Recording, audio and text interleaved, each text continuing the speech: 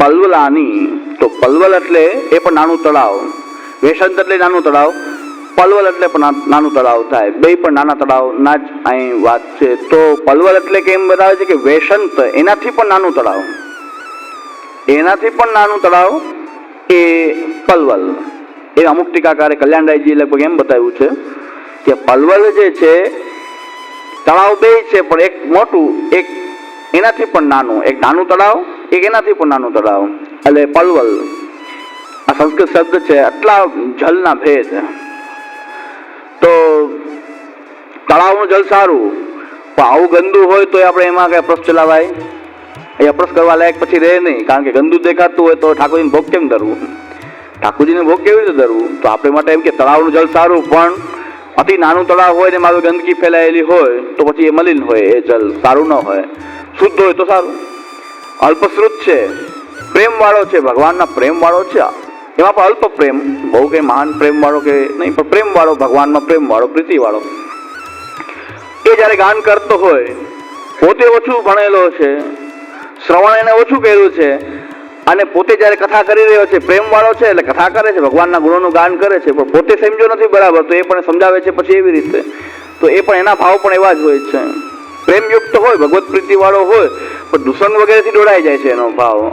તો આવા વક્તા જે છે ઓછું ભણેલા, ઓછું શાસ્ત્રોનું અધ્યયન કરેલું, શ્રવણ કરેલું હોય, સદગુરુના મુખથી શાસ્ત્રોનું શ્રવણ કરેલું ઓછું હોય, પણ પ્રેમ વાળો હોય, વેશંત છે, અને કર્મ શુદ્ધા પલ્વલાની તથા અલ્પશ્રુતિ ભક્તય. હવે અલ્પશ્રુત અને ભક્ત, તો ભક્તિ પણ ઓછી અને ઓછું ભણેલો પણ કર્મ શુદ્ધ હોય. કર્મ શુદ્ધનો અર્થ છે કે કર્મ એ નિષ્કામ કર્મ કરનારો, અને કર્મ બધાએ કરી, શાસ્ત્ર બતાવેલા કર્મો કરે પણ નિષ્કામ ભાવથી કરે અને ભગવાનને અર્પિત કરી દે. કર્મના ફલમાં ન પડે. આવી રીતે જે કર્મમાં નિષ્ઠાવાળો જે છે, કારણ કર્મ માર્ગની ચર્ચા છે આ, તો એનો કર્મ શુદ્ધ છે, પણ એ પણ નાનું તળાવ છે.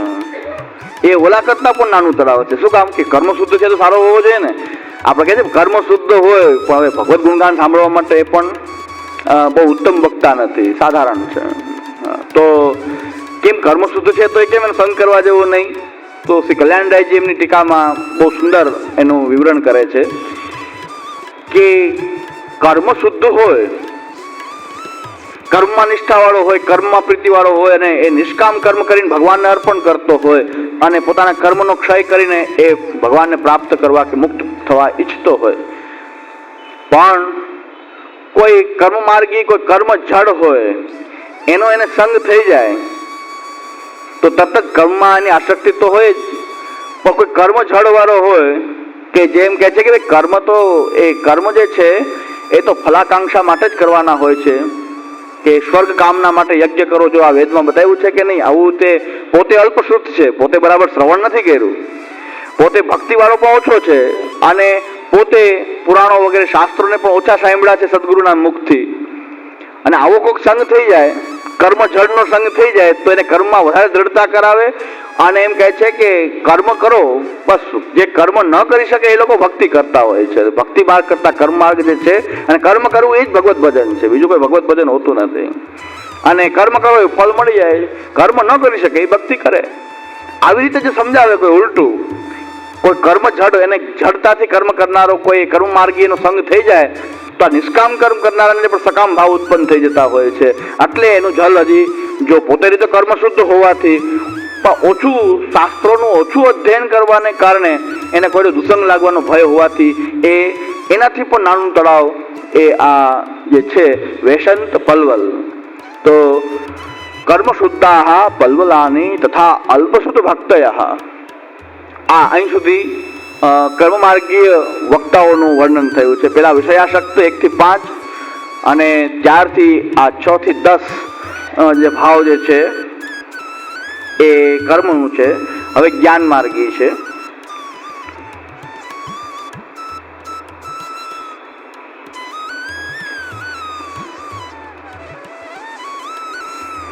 યોગ ધ્યાનાદિ સંયુક્તા ગુણાવશ્યા પ્રકીર્તિતા.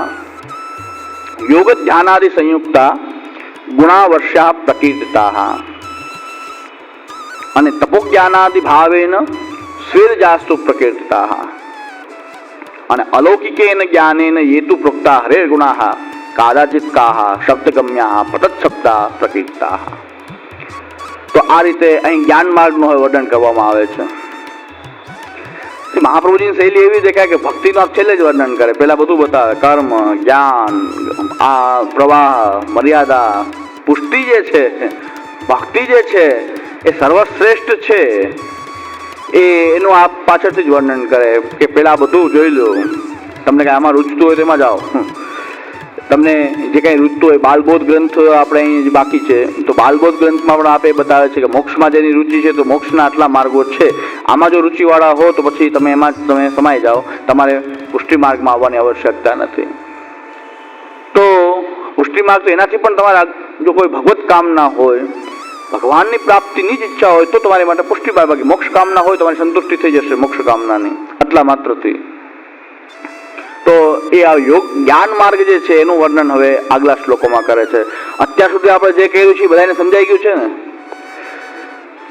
અત્યાર સુધી આપણે જે કહી રહ્યું તો બરાબર બધાને સમજાઈ ગયું છે ને? કારણ કે કોઈ પ્રશ્ન આવ્યો નથી હજી સુધી, કાંઈ ન સમજાણું એવું બન્યું નથી. એટલે મને એમ લાગે છે કે બધું સમજાઈ ગયું, કાંઈ ન સમજાતું ગિરાતરણ કે છે.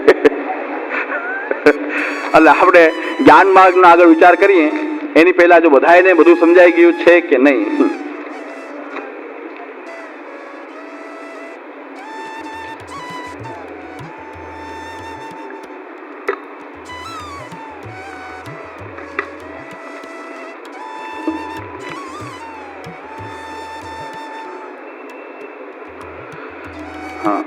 કોઈ પ્રશ્ન ના આવે કે ચિઠ્ઠી કે પ્રશ્ન કે પૂછવાનું કંઈ આવે નહીં તો એનો મતલબ એમ હોય કે બધું સમજાઈ જતું હોય.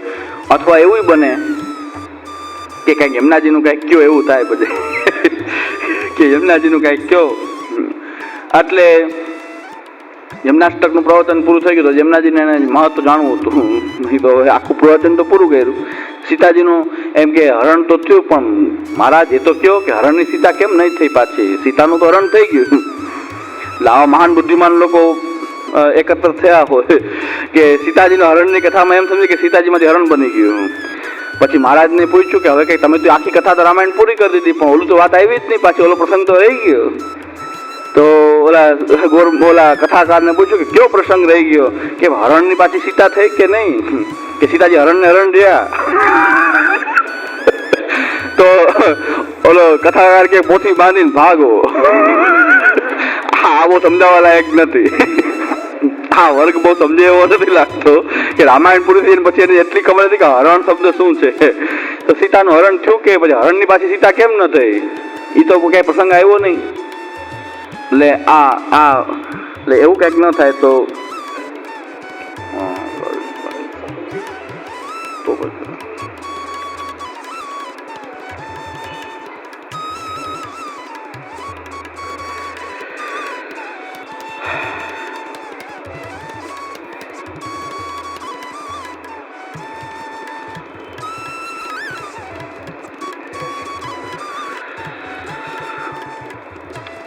વિષય સંબંધી હવે આપણે નગરતા આપીએ, બાકી લઈ લેશું, એવું કાંઈ નથી. બીજો કોઈ પ્રશ્ન હશે તો આપણો એને લઈ લેશું, પણ પેલા વિષય સંબંધી હોય એને આપણે અગ્રતા આપીએ છીએ. જલભેદ સંબંધી અત્યાર સુધી આપણે જલભેદનો જે વિષય લીધો એમાં કંઈ ન સમજાતું હોય તો અવશ્ય આપણે એનો લેશું.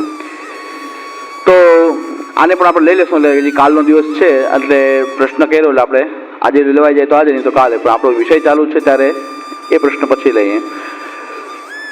આનંદની વાત છે, કોઈ પૂછે કાંઈ પણ તો કાંઈક અધ્યયન કરતા હોય તો પૂછે ને, અધ્યયન ન કરતા કાંઈ પૂછતા જ ન હોય. અને પૂછતા ન હોય એટલે બધાને મોકળું મેદાન મળી ગયું હોય. જે લોકો કાંઈ બ્રેક ક્યારે આવે કે કોઈ કંઈક પૂછે તો ગમે આડેધડ પછી એ બોલતા હોય તો બ્રેક આવે.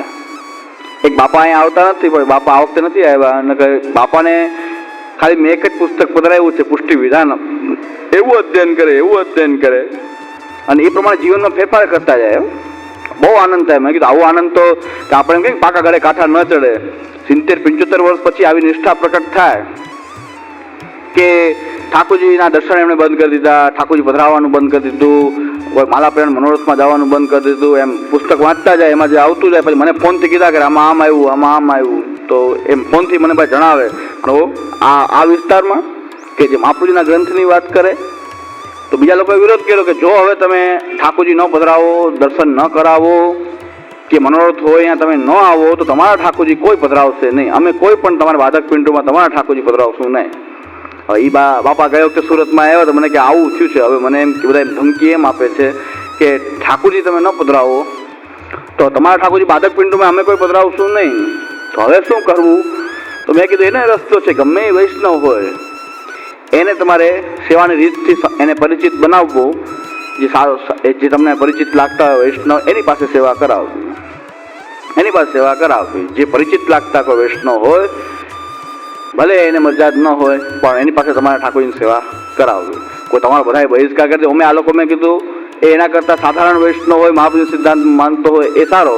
કારણ કે આ તો મહાપ્રભુ સિદ્ધાંત માનતા જ ન હોય તો પછી એને તમે માનતા હો કે ઊંચા આચારવાળા છે તો એવું કંઈ છે નહીં. એના કરતાં સામાન્ય સાધારણ ગમે વૈષ્ણવ પાસે સેવા કરાવો. તો કે તો મારો વાંધો નહીં, ક્યારેક જ આવે ને બાધક પેલું એ તો થઈ જાય. પછી આ ફરિયાદ મહારાજશ્રીને ગઈ કે આ તો આમ કે છે કે આમ ન પધરાવાય કે આમ ન પધરાય કે નહીં બોલાવો. એને બોલાયો, બાપા પુસ્તક લઈને ગયા કે સાધન દીપિકામાં જો ગોપીનાથ આજ્ઞા કરી છે સુયાન ભક્તાન પ્રદર્શે બસ એ પ્રમાણે હું કહું છું, આપ લ્યો આ જો. તો કે આ બાપા કે છાતું આને બોલાવો મને કે સાધન દીપિકા આપે ન જોયું એને બતાવી. તો એ મહારાજથી ગભરાઈ ગયા કે બાપા કે બરાબર કે છે આ તો વિદ્વાન છે આપણા કરતા એમ. એટલે કે હવે આને ન બોલાવો તો એ કેમ કરવા દો ને કે ક્યાંક હાવ કચરો કરશે. આ બાપા પુસ્તક ભેગું આ શસ્ત્ર એવું હાથમાં આવ્યું એક જ પુસ્તક છે પણ એ પુસ્તક પ્રમાણે હાલે છે, જીવન કલ્યાણ થઈ ગયું, કોઈ એને બોલાવે નહીં. મહારાષ્ટ્રે પણ કીધું કે આ જે કરીશ બરાબર છે, તમે કયો છો એ બરાબર. સીધું શ્લોક કાઢ્યો સુયાન ભક્તાન પ્રદર્શે બતાવ્યું તો કે એ બરાબર છે. બસ તો આ પ્રકાર જે છે કે મહાપ્રભુજીના આપણું શસ્ત્ર છે. ગમે કોઈ આડેધડ બ્રેક મારવી હોય તો મહાપ્રભુજીનો ગ્રંથ મૂકો તો બ્રેક આવી જાય અને ગમે ધ્રુજી જાય. એટલી શ્રી મહાપ્રભુજીની વાણીની મહત્તા છે કે આમાં તો કંઈક જાણે જ આવે, એમને નથી બોલવું, હાલ્યા જ જશે બધા જેમ જેમ કરે એમ હાલ્યા જ જશે. પ્રગટ પુરુષોત્તમ કીધું, હા પ્રગટ પુરુષોત્તમ. તમારા ઠાકોરજી ક્યાં બોલે છે? અમે સાક્ષાત બોલીએ ત્યાં જવાનું અહીંયા આવો ને એ વાત સાચી. તો એમ લાગી જાય અલ્પસુતા પ્રેમ જ ઉગતા વેસનતા પર કહી દેતા કે અમે સાક્ષાત બોલીએ છીએ. તો બોલે બધા ઠાકોરજી હોય, જે બોલે એ ઠાકોરજી હોય કે અમે તો બોલતા છીએ ને. ઓલા બધા કે બુદ્ધિ તો હાલે ને કે હા બોલતા, જે બોલે બધા ઠાકોરજી હોય. હવે એ તો મારા આખા શબ્દ બોલાય નહીં, બધા બોલે તો બધા બોલે તો બધા ભગવાન છે. તો આ બધી વાત છે પણ બુદ્ધિ ન ચાલે ને, અલ્પશ્રુતા સમજા નથી શાસ્ત્ર, સદગુરુ પાસેથી અધ્યયન કર્યું ન હોય તો આવી જાય એ વાતમાં ચાલાવો. એમ આખો વિસ્તાર એવો એમાં એક મને આનંદ થયો કે આવી સિદ્ધાંત નિષ્ઠા 70-75 વર્ષે જાગૃત થઈ જાય તો પછી આ પ્રયત્ન ચાલુ જ રાખવું જોઈએ. પછી શિબિરનો જરાય ઉત્સાહ પૂરો ના કરવો જોઈએ, ચાલુ જ રાખવું જોઈએ. આટલામાં કોઈ એકાદ ન થઈ જાય અને એ પણ એક વિસ્તારમાં એક જ જાય ગયો. આ વખતે ના આવ્યા, બહુ મુખ્ય શ્રોતા છે આ વખતે નથી આવ્યા જે મને કે મુખ્ય શ્રોતા કે સુરતમાં એ સુરતના નથી બહારથી આવે પણ અહીંયા આવે પણ મુખ્ય શ્રોતાના રૂપમાં બેઠા હોય. આટલી નિષ્ઠા હોય તો આપણે બીજું બધું જ્ઞાન ન હોય કાંઈ ન હોય પણ નિષ્ઠા આટલી હોય તો આપણને એમ થઈ જાય કે બસ આપણે આ કરવું જ જોઈએ. નહીં તો ક્યારેક આપણને તેમ થઈ જાય કે રહેવા દો ને આખો સુધરતા ન હોય તો આપણે રહેવા દો. એમ થાય કે આવા 75 વર્ષેનું જીવન બદલાઈ જાય તો હજી આપણને આશા હોવી જોઈએ. એટલે મને એક જણાએ કીધું પણ 70 ઉપર વટી ગયા એની તો આશા જ ન રાખતા કાંઈ, એ તો સુધરવાના જ નથી. મેં કીધું ભાઈ કોઈ એમાં કોઈનું નક્કી નથી, આ ભગવત કૃપાનો માર્ગ છે, ઉંમરને યારે કાંઈ લેવા દેવા નથી. કોણ સુધરે કોણ ન સુધરે તમે કોઈ સર્ટિફિકેટ આપવા નથી ને હું કોઈ નથી. આપણે ખાલી મહાપ્રભુજીની વાણીનો સ્વાધ્યાય કરો, જેને સુધરવું હોય સુધરે, ન સુધરે આપણે બગડવું નહીં. નકર આપણે પોતે બગડીએ નહીં એટલું ખ્યાલ રાખવો. તો કોઈ જાતનું મગજમાં ટેન્શન રાખે એ લોકો ગભરાઈ જાય જલ્દી. આપણે ટેન્શન નહીં રાખવાનું, આપણે ખાલી સ્વાધ્યાય કરવાનું, ચિંતા માથે નહીં. પણ હું કરું એ જ અજ્ઞાનતા. શકટનો ભાર જેમ શ્વાન તાણે, શકટની વચ્ચે શ્વાન ચાલતો હોય એમ લાગે આખો ભાર હું ઉપાડું છું, આ સંપ્રદાયને હું ચલાવું છું. એટલે એવું ન કરવું પણ આપણે ગ્રંથનો સ્વાધ્યાય કરવો. એટલે આ પ્રકાર છે. હવે જ્ઞાન માર્ગીય જે છે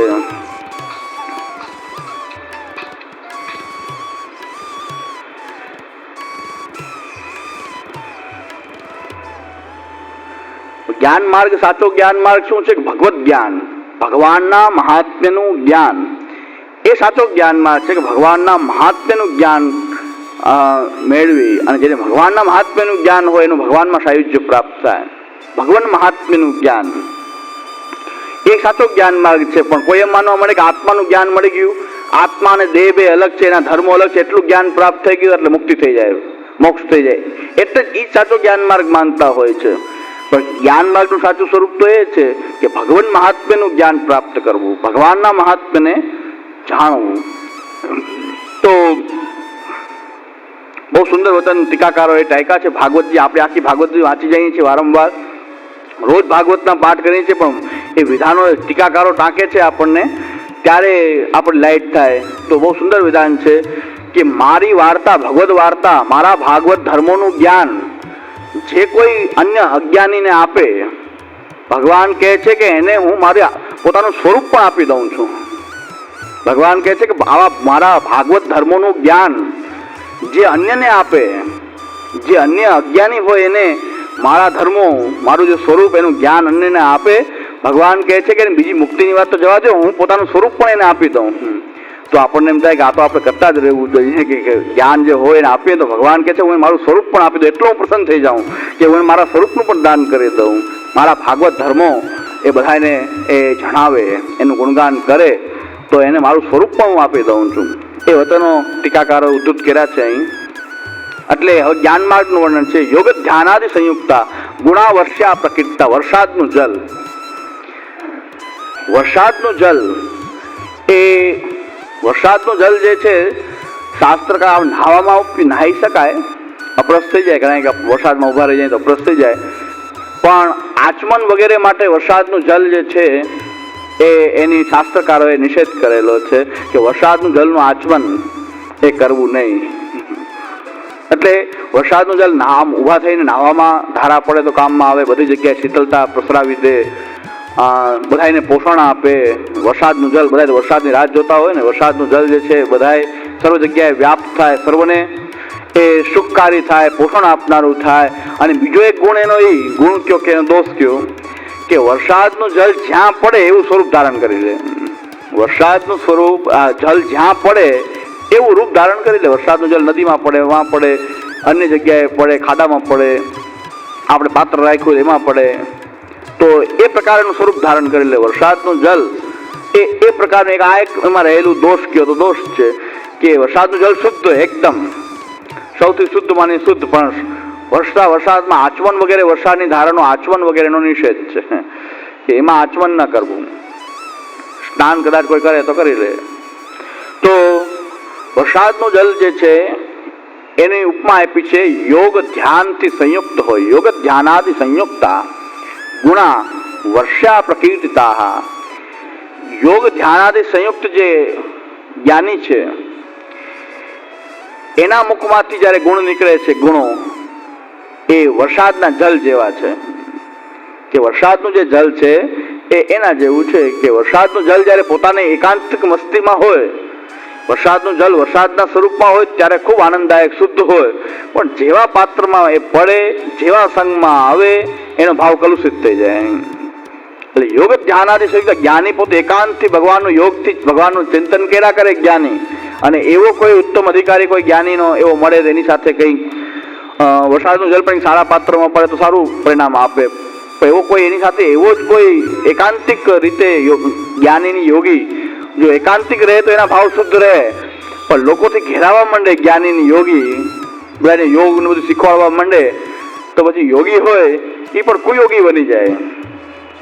ભગવાનનું ભજન કરનારો કે ભગવાનનું ધ્યાન કરનારો પછી ભગવાનનું ધ્યાન છોડી બધાને આસન ને પ્રાણાયામ ને બતાવવા માંડે, પછી દવા આપવા માંડે, રાજકારણમાં આવે ને પછી ઠેકડા મારે ને કંઈક એ લેડીઝના કપડાં પહેરીને ઊંચો ઠેકડો મારી દે ને ભાગી જાય કંઈક લીલા. પછી હવે યોગી હોય, આ યોગી ને કહેવાય. જેવા લોકોથી ઘેરાવા માંડે, એકલો રહીને યોગ ધ્યાન સાધના કરે, એ એકાંતિક યોગ ધ્યાનની સાધના કરે તો ભગવાનમાં એનું ધ્યાન કેન્દ્રિત થાય, સીધો એને સદ્યો મુક્તિ થઈ જાય. જ્ઞાનીની સિદ્ધિ ભગવાનના એ યોગ ધ્યાન સમાધિ યુક્ત થઈ અને દેહનો ભગવાનમાં ધ્યાન કેન્દ્રિત કરી અને એ જ્યારે દેહ ત્યાગ કરે ત્યારે સીધો એ ભગવાનની અંદર એનો મોક્ષ થઈ જાય. પણ એની બદલે પણ કોઈ બીજા સંગમાં આવવાથી જ્ઞાની હોય, યોગી હોય, પણ અન્ય લોકો જ્યારે ભેગા થવા માંડે, શિષ્ય થવા માંડે તો પછી એનો ભાવ કલુષિત થઈ જાય છે. વરસાદ પણ નીચે પડે પછી કલુષિત, એમને એની મસ્તીમાં વરસાદ હોય એ શુદ્ધ જ, એ જલ એકદમ શુદ્ધ હોય. જેમ કે છે ને કે ફિલ્ટર કરવાની જરૂર નહીં, કંઈ જરૂર નહીં, એમને એ ડિસ્ટિલ વોટર જેવું છે, એમને ઉપરથી પડતું જલ. પણ જેવા જગ્યાએ આવે, જે જગ્યાએ પડવા માંડે, પછી એ પ્રકારના સ્વરૂપો ધારણ કરવા માંડે. એમ જેવા લોકોથી ઘેરાવા માંડે આ યોગી અને જ્ઞાની, તેની યોગ સાધના જે ભંગ થઈ જાય, એકાંતમાં થાય.